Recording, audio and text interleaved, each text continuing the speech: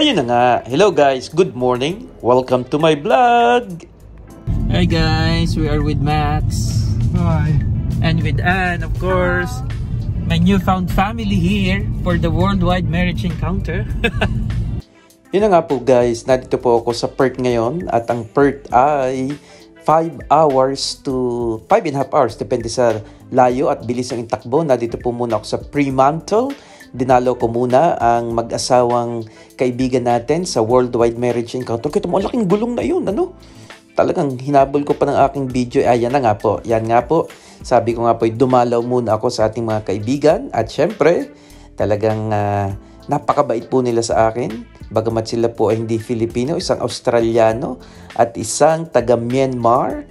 Yan po yung mag-asawa. At yan po tinatawag na Swan River. Alam nyo ga po, yung Swan River na yan ay kadugtong ng dagat dito sa Fremantle, ang kauna-unahan at old pier dito sa Western Australia. Hello po, kaway-kaway po, sabi ko sa kanila. Alam nyo ga po, ang history naman diba ng Australia.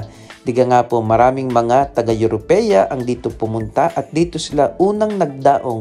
Ano ganyan, nakanguso nagulat naman ako. Ayan, nagpunta nga po muna kami dito sa Zephyr Cafe. At dito po sa Zephyr Cafe na ito ay nakita namin itong estatwa na ito. Sabi namin, lapitan nga natin. Yan pala pong aso na yan ang kanilang native dogs. Kaso lang ay, yun, hindi po namin, sabi namin, parang hindi masarap doon kumain sa Zephyr Cafe, hanap tayo ng iba. At yan po yung kanilang pier na sinasabi ko sa inyo kanina. Gala-gala mode muna po tayo. At kita nyo naman po, walang masyadong traffic. Kahit po medyo tanghali, magla-lunch. At dito na nga po kami nakakita ng lunch sa The Shore House. So mga kapatid, kita nyo naman, kaya siya Shore House yan. Talaga namang overlooking the ocean. Ayan, yan pa din ang gusto kong mapuntahan eh. At pagkatapos po namin kumain doon, syempre, long view. Nagkape naman po kami dyan. At syempre, dahil nga po ako ay sabik na sabik sa vlog.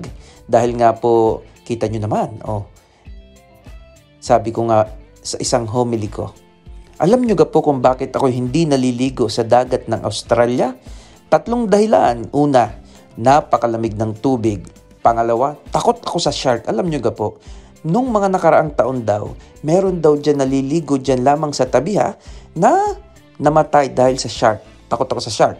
At pangatlo, kasi hindi ako marunong maglangoy. Actually, that's the main reason. Ayan na nga po, nagpicture-picture muna kami.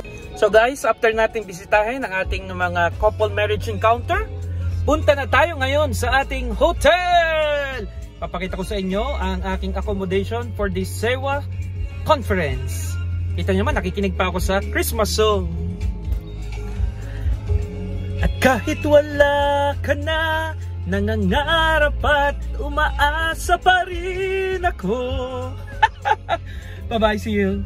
So yun na nga guys, masayang-masaya ako sapagkat first time kong mag-drive dito sa bahaging ito ng Scarborough, dito sa Perth. Sabi ko, successful. At yun na nga, gusto kong ipakita mo muna kayo.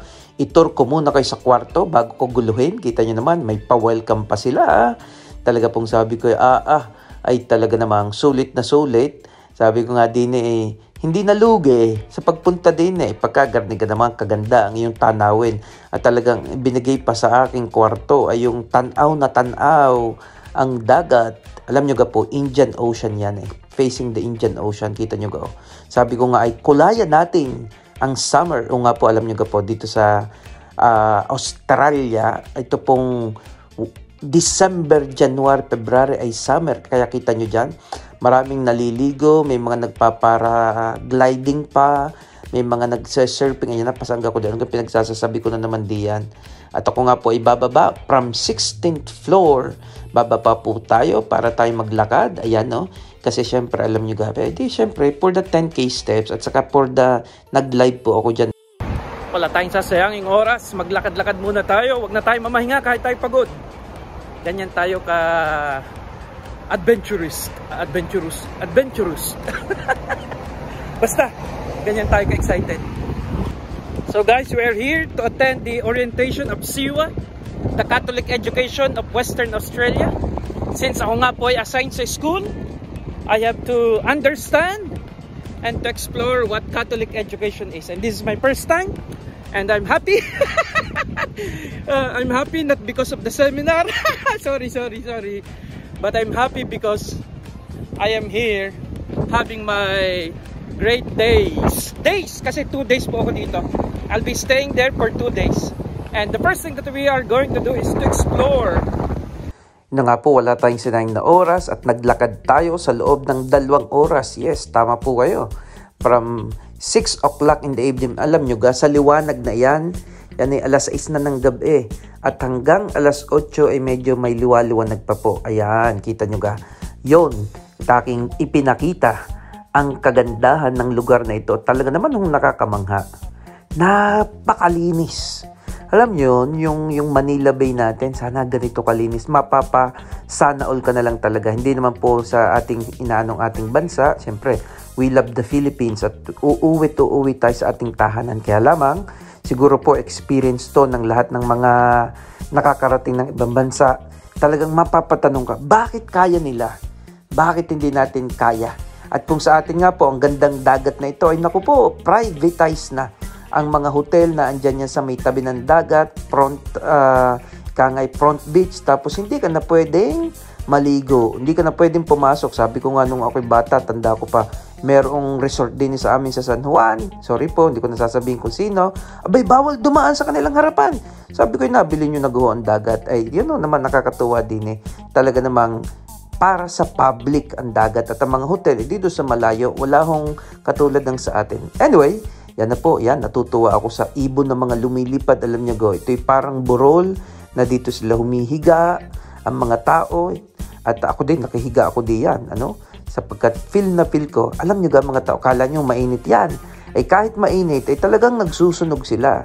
At talagang madami kayong makikita magandang tanawin. So guys, hanggang dito lang muna. This is our first day. Woo! God bless you all! God bless! Mabuhay tayo! Magpasko sa ibang bansa! Huwag malungkot! Patuloy tayong gagawin ng Diyos! Woo! God bless!